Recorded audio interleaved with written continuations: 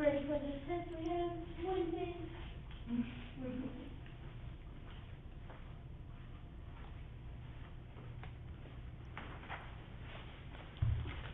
Cause I am not.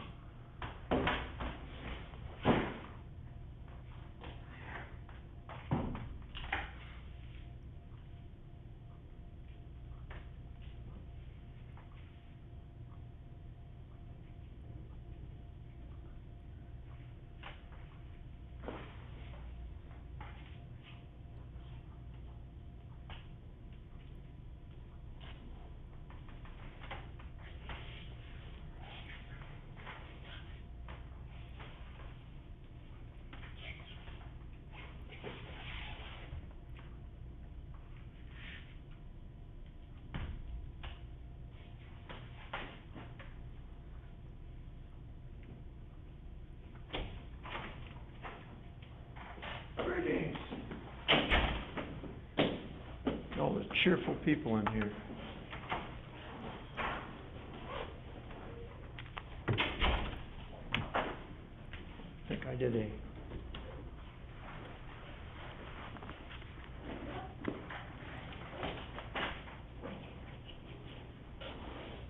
what time is it?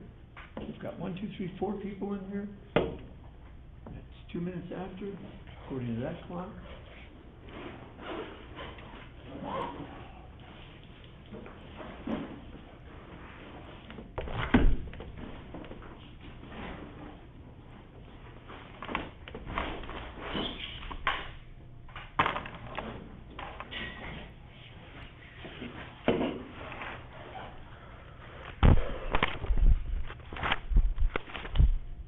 I'm only seeing one person out there in, Bayview. Is there somebody else out there? If there's anybody else in the room, scoot over to the center so I can see you. There's only one person in here right now. Oh, okay. That takes care of that problem. So we're trying to finish up so we can take an exam next class.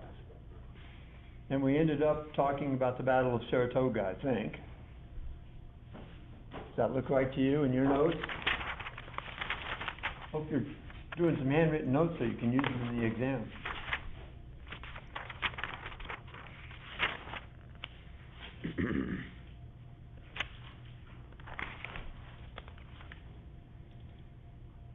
So it won't take us the whole class period to do that, and we can talk about stuff.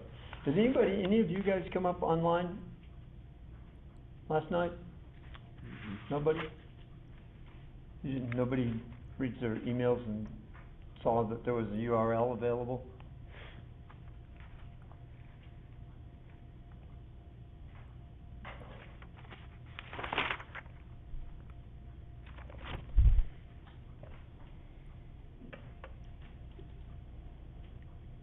Well, I'm going to use the first shots to Monmouth.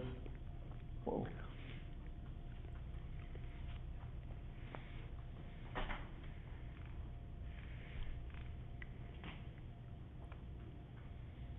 Thing and one other file, the last American Revolution thing.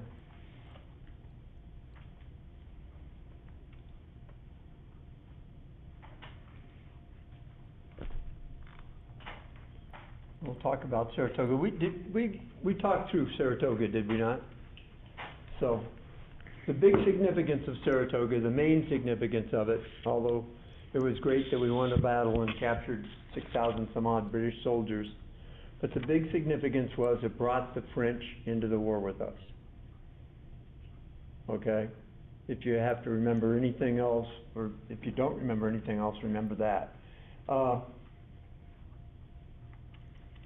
Let's look at that.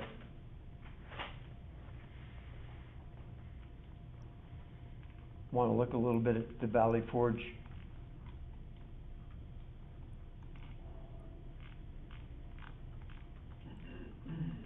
I put up some names and faces of people that participated in Saratoga. There was one other thing that came out of Saratoga, and I'll put that up so you can see it, if I can persuade it to cooperate here.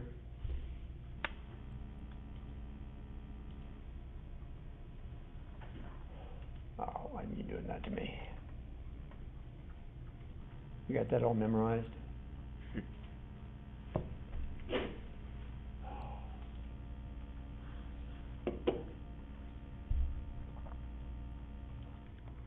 Okay.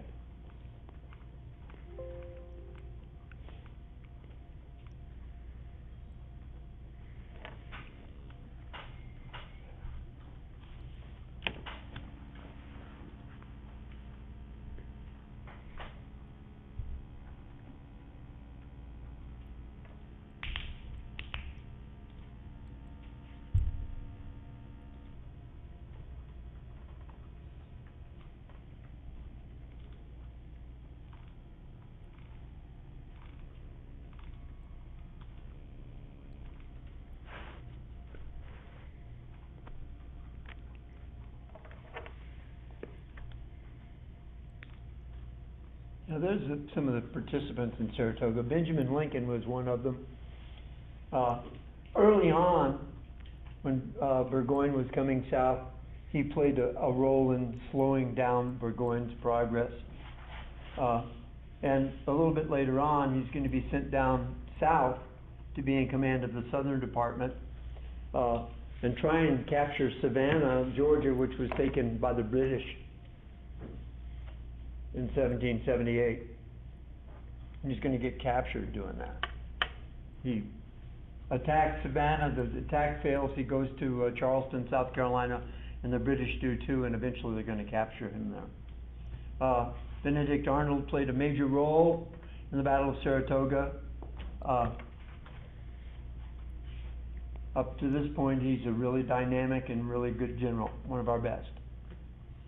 He's wounded a second time in the same leg that he was wounded in when he went up to Quebec.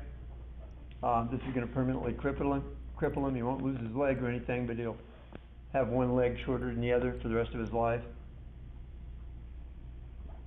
Daniel Morgan was a colonel. After the Battle of Saratoga, they should have made him a general. He was also one of the key characters. He doesn't get credit for it, doesn't get promoted, because General Horatio Gates didn't give him credit. General Horatio Gates hogged all the credit for himself.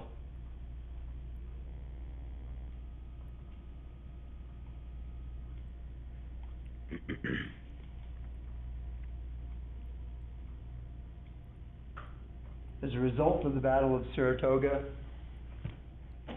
Sir William Howe is going to take fire from the British government. He's sitting over in Pennsylvania. They don't understand why he didn't go over and help General Burgoyne. General Burgoyne was a long way away from him, but you know, when you're sitting at home on the other side of the Atlantic, you tend to make judgments. He got really furious. He resigned his commission and he returned to England. So now the chief, the highest ranking military officer in North America is Henry Clinton. That's Washington at Valley Forge. That's going to happen after Saratoga's over with. He's going to take up residence. It's about 20 some odd miles, 25 miles maybe outside of Philadelphia. He ended up having to go there after the Battle of Brandywine when General Howe pushed him away, almost captured him. That painting's supposed to be Washington riding along with Lafayette. The British sent a peace commission over there in 1778 to negotiate. They even offered to let the American colonies have self-rule. Not to make them totally independent, but to give them self-rule. And the colonists saw that they'd won the Battle of Saratoga, and they thought, nah, we're going for the whole thing or nothing at all. So they turned the offer down. There's Alexander Hamilton.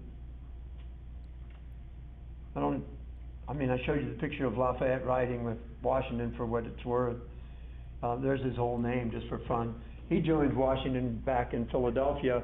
He fought in the Battle of Brandywine, and although they lost, he really distinguished himself. And so Washington's going to persuade Congress to make him a major general in the Continental Army. This guy, the Baron de Kalb, is actually Lafayette's mentor. He's older than Lafayette. He was kind of his teacher, I don't know which, mentor is the only thing I can think of to call him. He comes over there. Lafayette gets to be a major general. This guy's way senior to Lafayette, and they don't give him a commission for a while, and he gets mad, and Lafayette finally persuades Washington to get him a commission as a major general too. Eventually he's going to die down south in 1780. This guy is the guy that kind of pulled the Continental Army out of the mud. He joined them in February of 1777 at Valley Forge. He walks into their camp and says, this is a mess. Continental Congress sent him to talk to Washington because he wanted a job. They kind of offered him a job, but Washington had to approve of it. Washington made him temporarily, his inspector general said, well, check the camp out, tell me what's wrong with it, and let's get it fixed. And he did that. Everything from where the toilets were, whatever, where the latrines were, they didn't have toilets. But all of this man knew how to do that sort of thing because he was an experienced army officer. He'd served under Frederick the Great over in Prussia. He's going to eventually write regulations for the order and discipline of the troops of the United States. That's going to be used all the way up to and through the War of 1812. He teaches the soldiers military drills, tactics, discipline. And the bottom line is, in the spring of 1778, the late spring, early summer, Washington now has a real army. And it grew. When the weather got better, a lot of those guys that went home to stay with Mama, they come back. And so he's got a real army. Maybe 13,000 men at first, maybe a little bit more. There's von Steuben teaching the Americans how to have disciplined fire. Now, in June of 1778, General Clinton is going to pull out of Philadelphia. He's going to be told, go take those soldiers that are in Philadelphia, move them back to New York, put them together with the rest of the British soldiers. And so he's going to do that. But now Washington has a real army, and he's going to start following Clinton, nipping at his heels a little bit, but never getting engaged in a major battle. He was careful. But at one stage, his young officers like Lafayette and Greene and Sullivan, they're telling him, let's attack them because they're strung out on the road. We just attack the rear end of their column. We can do damage before they can react. And Washington thinks, okay, let's try it. Washington's second in command is a weird character by the name of Charles Lee, who had been a prisoner of the British, had been exchanged in a prisoner exchange, and was now Washington's second in command. And he says, under no circumstances should we attack the British rear. I'm a little suspicious of his motivations. Partly maybe he's afraid to do that, and secondly, I'm thinking that he was a little bit too sympathetic towards the British. Maybe a traitor. We never figured that out. But when Washington finally decides to attack them anyway, despite what he says, he demands that he be put in charge of it because he's the second in command. And so Washington says, okay, do it. And so Charles Lee is going to take a force of the Continental Army and attack the tail end of Clinton's column. General Cornwallis is there. That's his job, to watch the rear guard. He turns on Charles Lee and attacks the Americans, does a counterattack. The Americans start to run. Charles Lee starts to run. General Washington is in the field. He sees Charles Lee running away. He tells him, stop, turn your soldiers around, and stop this retreat. And basically Charles Lee says, I can't do it, or it can't be done. And Washington fires him on the spot, relieves him of command, is what you call it, and also puts him under charges, orders that he be arrested, and that he be tried for dereliction of duty or perhaps for cowardice. Washington is going to go on with that attack, having his younger generals carry out the attack, and it will be what you'd call a strategic or a tactical draw. Cornwallis holds his ground, but the Americans hold their ground too. Right at Monmouth Courthouse there, they're facing off when the sun goes down. So everybody backs off a little bit. They set up camps, both sides do. And in the dead of night, Cornwallis slips out of his camp and rejoins General Clinton, who's already been kept on moving down the road. So it wasn't a great victory. Washington didn't wipe out the rear guard or anything like that, but the Americans stood face to face and fought the British back. This is the first time really that they've done that.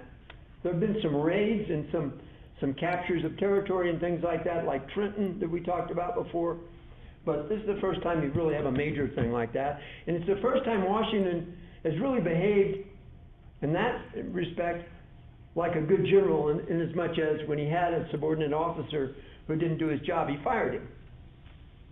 So I always like to say that that's where Washington won his spurs, at Monmouth Courthouse. But don't get me wrong, all the time he was dancing all the way through New Jersey, going down to Pennsylvania, and then back again, all of that, he showed a lot of skill maneuvering around the British. But now he's showing that he's a tough leader, and he won't put up with people that don't follow orders. That's kind of important. There's Charles Lee. He was court-martialed in 1778 and kicked out of the Continental Army. Okay, let's move to the last revolutionary thing there.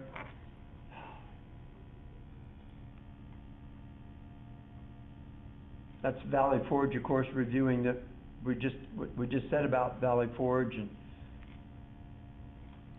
down in the Southern Theater of War, why are the British going south? Did they decide in 1778, sometime during the year, we're not getting anywhere fighting here. It's not working. So they get the idea if they go south, they'll find more loyalists down there. And they go south, their main mission was to move south, maybe to do two things. Maybe to try and draw Washington away from New York. But the main thing I think they wanted to do down there was they'd already controlled Savannah. They're going to get control of Charleston, regain control of Charleston, South Carolina. They want to get a lot of loyalists to fight on their side. So they're going to go down there to recruit them, because it seems like the people down south like the English more than the people up north. I think he was wrong. They were wrong in that guess, but that's what they thought. They'd already taken Savannah. They're going to go down and take Charleston. Now, Washington had sent General Benjamin Lincoln down there in the southern area. He is going to try and recapture Savannah from the British, along with that Polish cavalry officer I mentioned, Casimir Pulaski. Pulaski is going to get killed in an attack on Savannah. And Benjamin Lincoln is going to be forced to retreat to Charleston, South Carolina, and then the British will surround that town, and he's going to have to surrender. He did it in kind of a clever way. He dilly-dallied. He kept sending notes back and forth with the British. And what he was doing is he was stalling to let as many of his men and officers as possible escape. And the British got really mad when they found out what he'd done, and they didn't treat him properly the way a prisoner of war should be treated. We don't have sound. Can y'all hear us? Say again, you can't hear?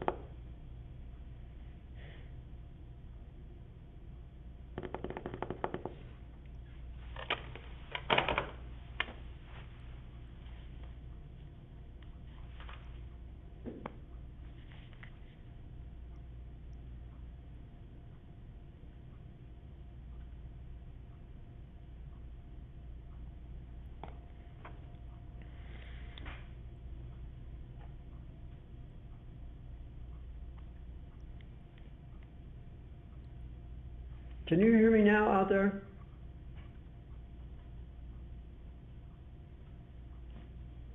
I think they're totally off.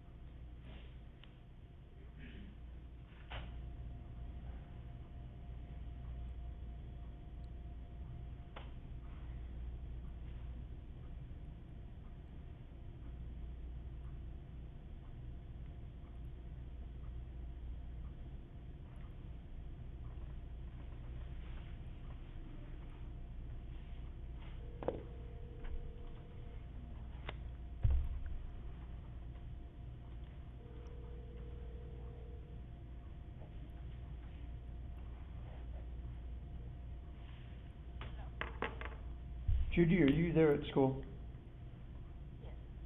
Yes.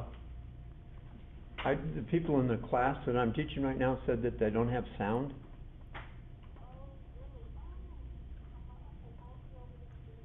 Okay, thank you.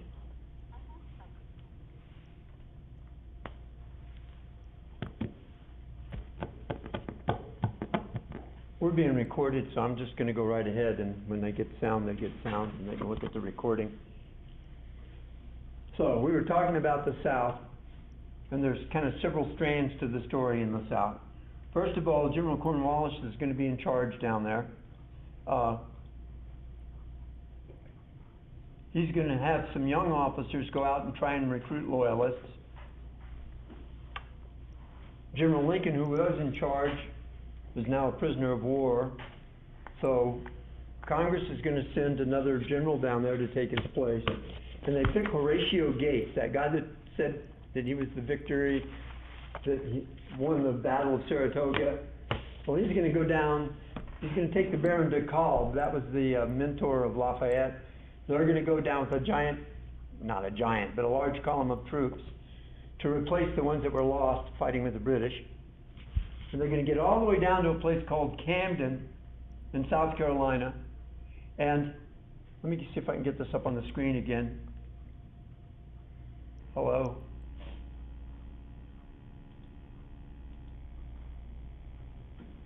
And in August of 1780, Cornwallis is going to slam into their column and tear it all apart. General Gates didn't have his men deployed tactically, they were just walking down the road. And so what's going to happen is he's going to run like a jackrabbit all the way to Virginia before he stopped. His troops are going to scatter all over the place. Cornwallis is going to capture his supplies, he's going to capture his artillery and all of that. It was a tremendous loss for the Americans. So Washington this time, who was still being too much of a gentleman, should have never let them send Gates, because he was a lot of hot air and nothing much else. This time he's going to pick Nathaniel Greene, he's going to send him down south. And he tells Nathaniel Greene, don't get involved in a face-to-face conflict with Cornwallis. Nip around his heels, cut off his supply lines whenever you can, do that sort of thing, but don't get involved in a direct fight with him. General Greene's going to go down, and on the way, he's going to recruit. Hello. Yeah.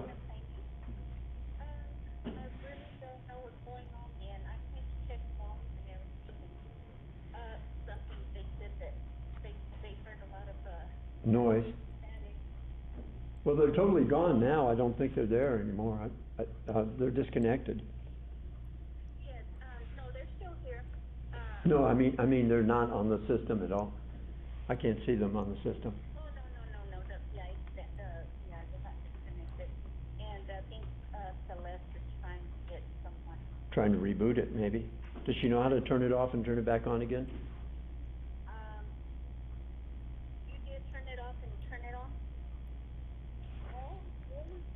Oh, she said everything's down right now. Oh, even the computers are down? Yeah, even Victoria said the computer's down. Okay. Well, I'm recording this class, so we'll make the recording available to them. We need to finish it off. Yeah, I'll talk to her. Celeste, this class is being recorded. In fact, our conversation is being recorded as we speak. Don't want to make you self-conscious. So what I'll do is I'll make the recording available to the students. They really need to see this class because we're having an exam on Wednesday, so it's pretty important. So I'll send them a URL in a few minutes so that they can look at the recording. Okay, thank you very much. Bye. Thank you. Bye-bye.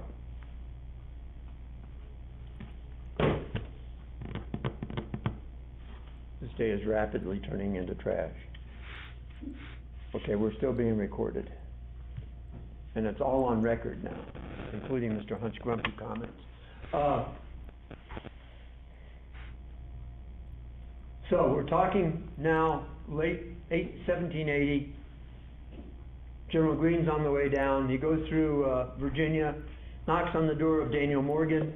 Colonel Morgan never got promoted, and he got angry at the Continental Congress. So he said, well, I'm old anyway, I retire, and went home. General Greene's going to say, we really need you, please come back. And he got Colonel Morgan promoted to Brigadier General with a little help from Washington, and the two of them are going to go south. Before they actually get down there all the way, several things are going to happen, and you need to take note of these. The two men they're out recruiting for them, one of them is a cavalry officer. He's a lieutenant colonel named Bannister Tarleton. The other guy is an infantryman by the name of Patrick Ferguson. He's famous for developing the Ferguson rifle, which was one of the earliest breech-loading rifles. Both of these guys are out recruiting. Get loyalists. Now, Patrick Ferguson goes pretty far west in the Carolinas, in South Carolina, recruiting people to join his group. He'll get about 800 loyalists to join him. He tries going further west to get people that are kind of almost in the mountains over there in the Great Smokies. Some people call them the men over the mountain. They just don't want to be disturbed by anybody. They don't want to get in anybody's war. They don't want to be bothered. But he bothers them. And then the way they behave, he decides maybe it's not safe to hang around here. So he goes back towards the east, feels like maybe there's somebody following him, goes up on top of a high place on the border between North and South Carolina called Kings Mountain. Figures it's safe up here. If he's up high, they can defend their position. But in fact, the men over the mountain are following him, and they're very angry. I don't know exactly what he did to make them angry. And the young men in this group are going to go right up that mountainside, and they're going to attack Patrick Ferguson and his 800 loyalists and kill a whole bunch of them before older officers catch up and say, you can let them surrender, you don't have to kill them all. They kill Patrick Ferguson. They kill Patrick Ferguson's girlfriend. They scoop a shallow grave and stuff Ferguson and his girlfriend in this one grave, pile dirt on them.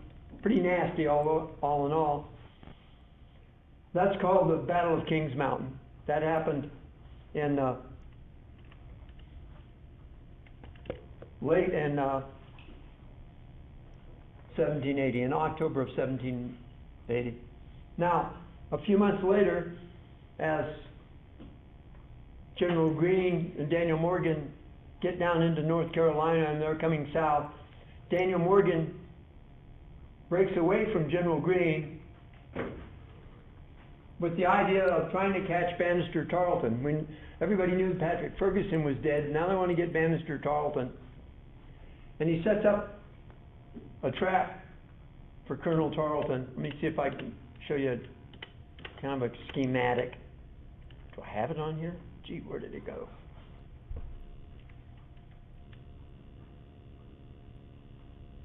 Nope.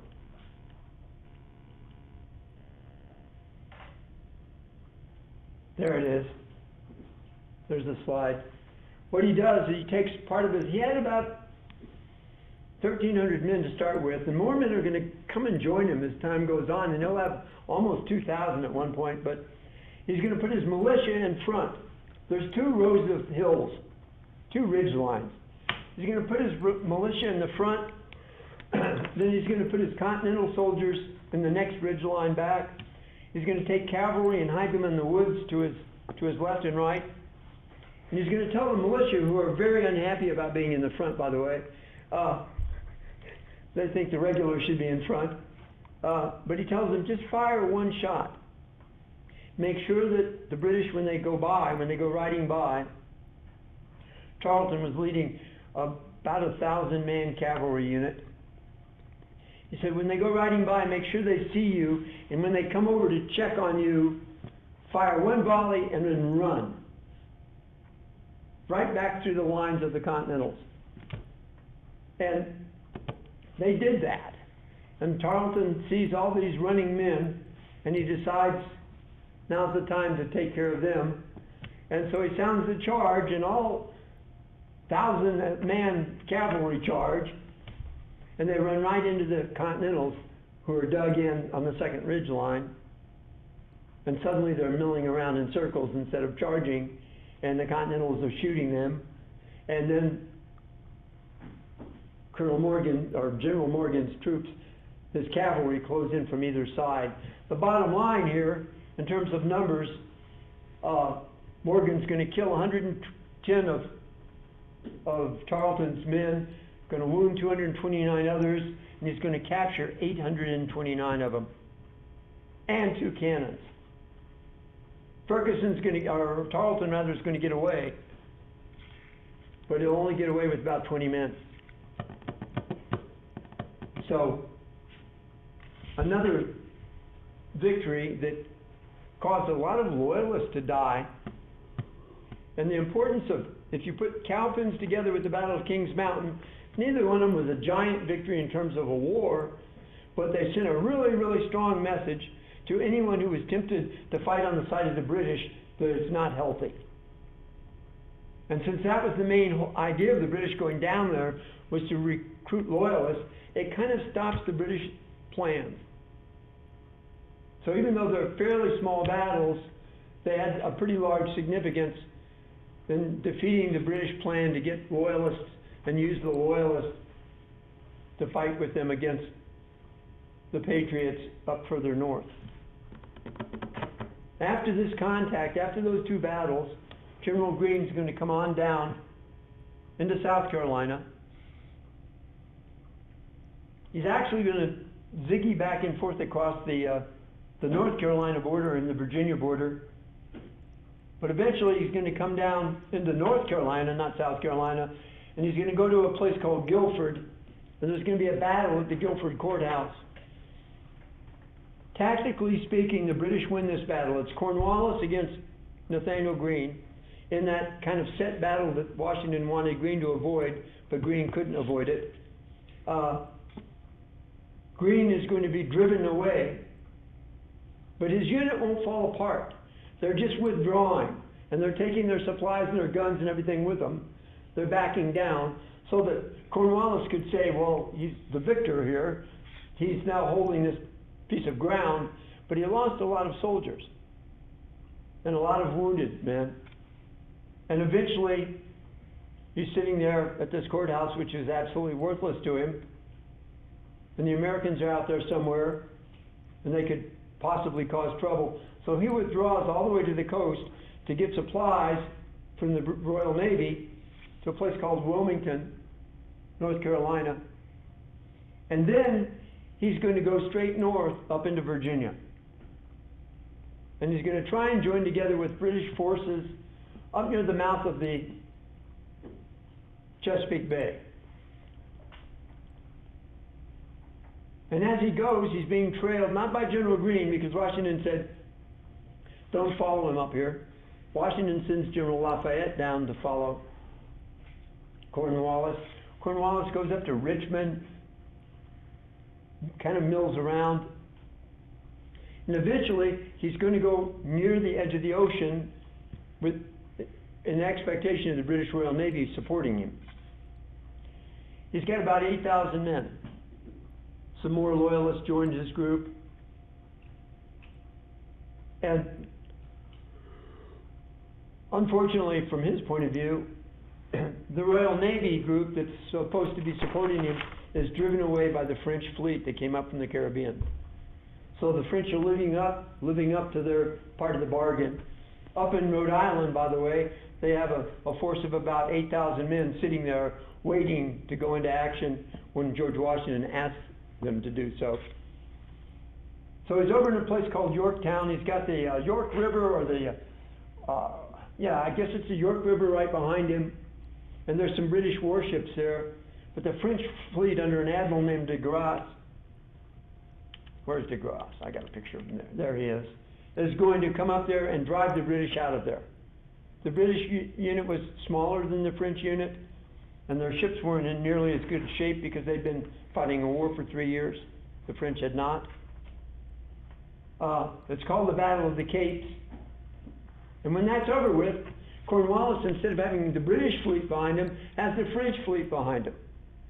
Now Washington is going to tell General Rochambeau, now I need your troops. And Washington will take 7,000 men. Rochambeau will bring along about 8,000. They're going to go all the way down the Chesapeake, and they're going to approach Yorktown. They'll surround it. And when you add all the forces up, the British have about 8,000 men, and Washington's got about 20,000. And so he's going to besiege Yorktown and start digging their way, using trench warfare, digging their way closer and closer to Cornwallis. And since Cornwallis can't get away by the ocean, since the French fleet's behind him now, on the 19th of October, he's going to surrender.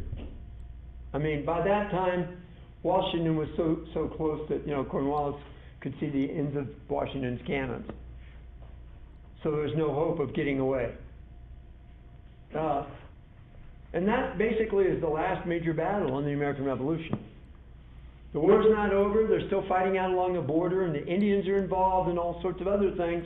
But the last major battle between two big army forces is at Yorktown. And Yorktown, the defeat at Yorktown, causes the Prime Minister of England to say, we can't do this anymore.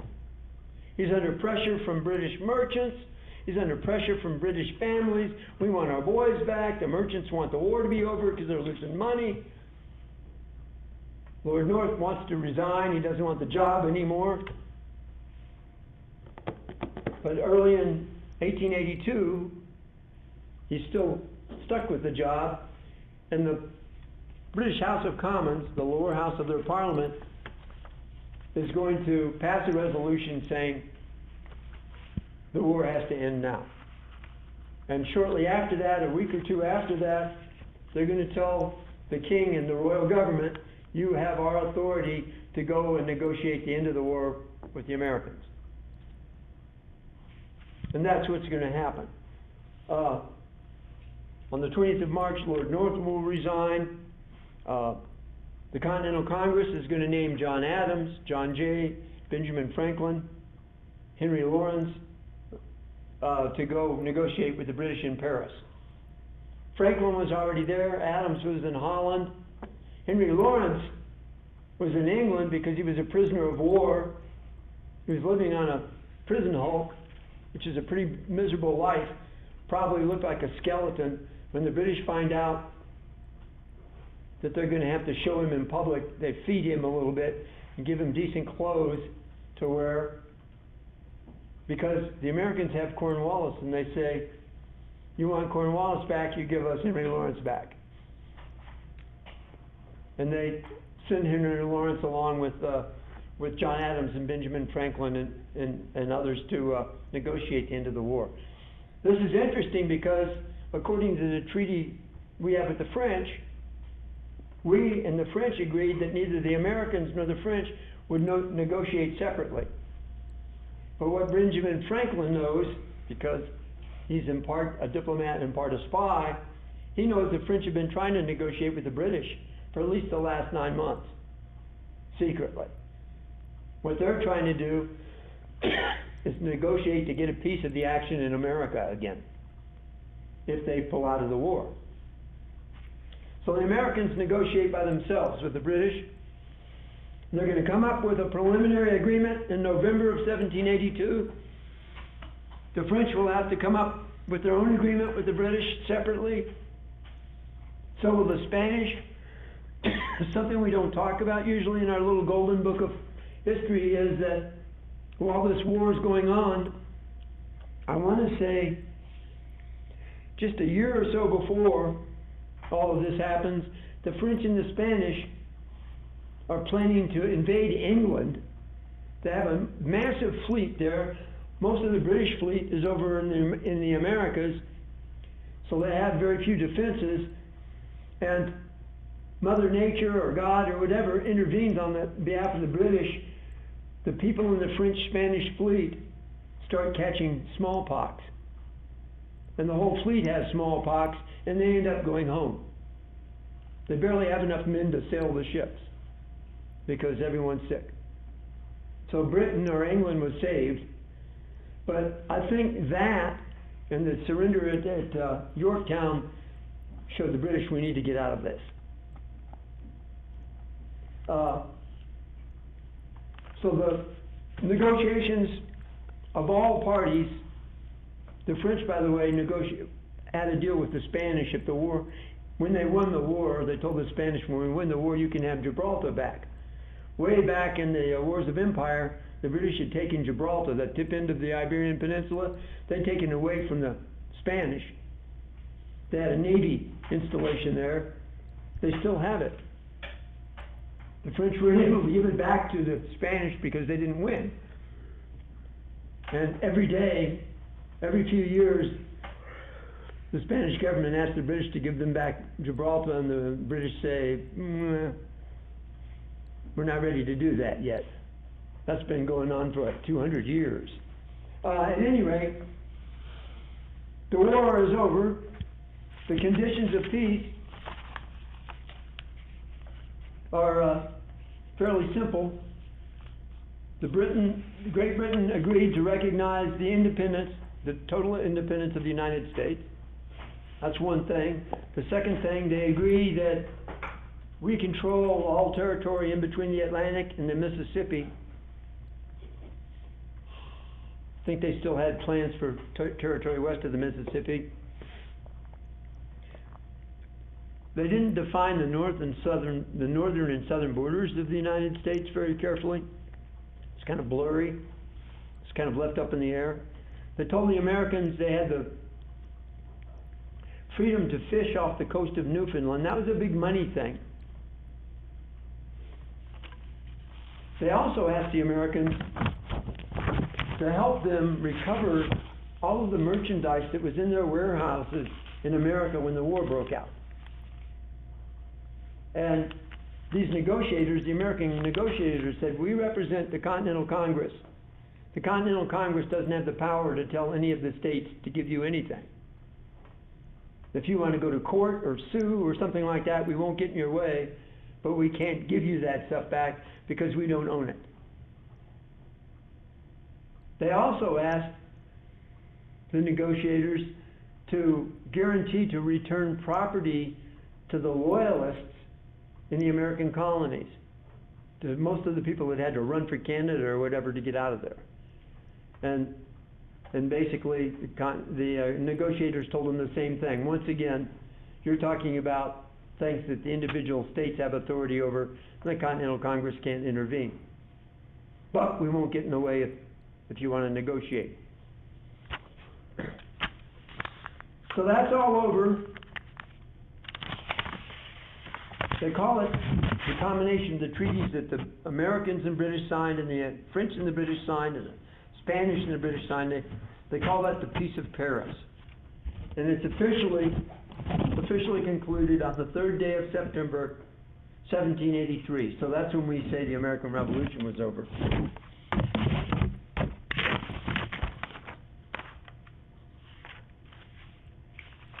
On the 24th of November, by the way, in no way can you really say we defeated the British military. They were still in control of New York. They were still in control of Savannah, Georgia. They were still in control of Norfolk, Virginia. They were kind of bottled up there, but we hadn't defeated them. What we did was we won a political victory because we persuaded the people in England that they didn't want their army to fight anymore, which is how a lot of wars end. Not all of them, but a lot of wars end that way. On the 24th of November, 1783, the last British troops left the island of Manhattan, which is the main part of New York City back then. On the 4th of December, same year, 1783, the last British troops leave their last base on Staten Island, and they had a little base on Long Island too. They pulled out. On the 23rd of December, George Washington appears before the Continental Congress, and of course, everyone cheers him and all of that. And basically, he tells them, I've done my job, it was a great honor, and now I resign, and I'm going home. And that's what he did. He went home and got home in time for Christmas. Got back to Mount Vernon because the Congress was at that time meeting in Annapolis, Maryland. When we get done with this exam, I'll show you all the different places that they had their meetings, because it was all over the place. So that's it. That's as far as we're going before the exam. And I guess we're still not in touch with Plainview, but if you guys have any questions, did any one of you get online last night? Nobody participated in our little review thing that we had? I sent out messages with URLs for it, and everybody must have got an email about it. So, if you have any questions or anything like that in between now and Wednesday, when we'll do this exam, make sure you ask. Send me messages or what have you. I sent out keywords for you guys. Out of that list of keywords, there's like 10 terms. Out of that list, I'm going to pick 5 to make ID questions for. And the ID question, all you have to do is tell me what that keyword means, what it is, if it's a person's name, who is he, and then you have to tell me why he's important as far as history is concerned. That's all. So you would never write more than 2 lines or 1 compound complex sentence. That's all. There'll be 5 of those. They're worth 4 points each. The rest of the questions, there's 40 questions. There's some extra ones for extra credit. You don't have to do them. You can still get 100 without doing them.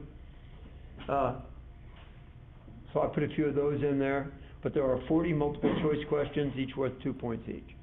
So multiple choice, 80 points. ID questions, 20 points. And I did put in an extra ID question. If you have trouble with one of the other ones, you can do the extra one. And I put in some extra multiple choice. But they're all marked extra credit. You still get full credit for them if you do them. Anybody got questions? You said we use our notes on. You may use your written notes. Not printed notes, but your written notes. Like what you've done. Is it going to be over like everything we've done so far? Everything we've done so far. And that keyword list kind of shows you that. Okay. If you look at that keyword list, it covers it all. If you guys decide you want to get together on Tuesday night, somebody let me know and I'll turn on Collaborate Ultra and we can have it's kind of like a Zoom meeting if you want. If you're interested. If you're not interested, I'm more than happy to sleep. I spent 2 hours with them last night, but with the people that are taking the exam today.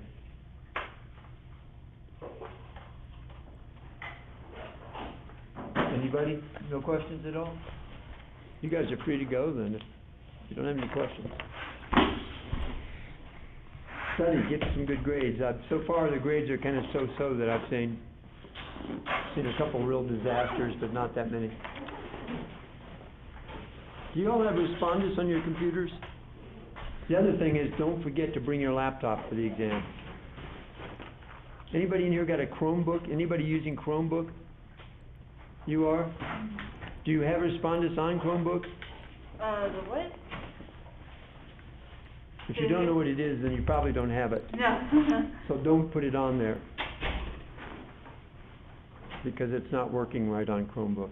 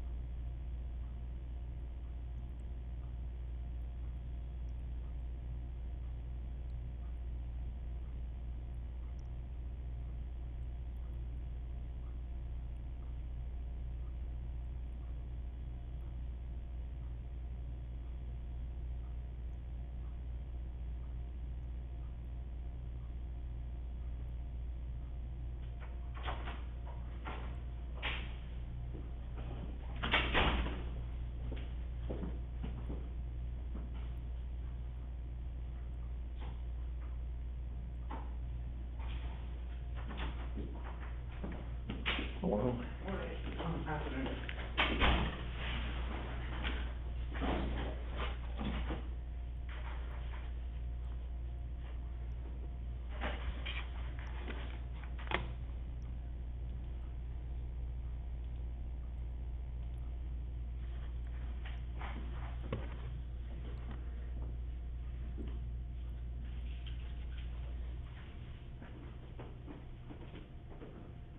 I'm not set.